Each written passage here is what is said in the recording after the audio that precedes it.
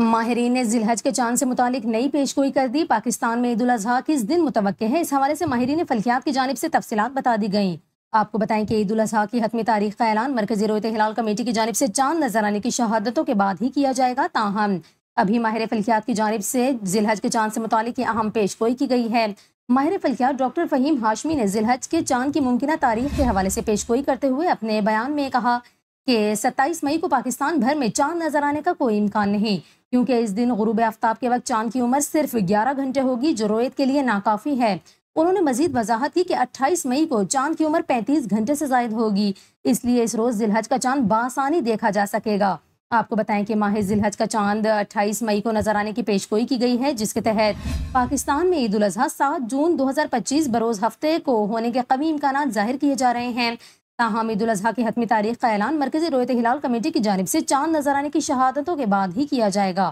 آپ کو بتائیں کہ عوام سے گزارش کی گئی ہے کہ وہ کسی غیر مصدقہ اطلاعات پر یقین نہ کریں اور چاند کی رویت کے متعلق صرف رؤیت ہلال کمیٹی کے باضابطہ اعلان کا انتظار کریں۔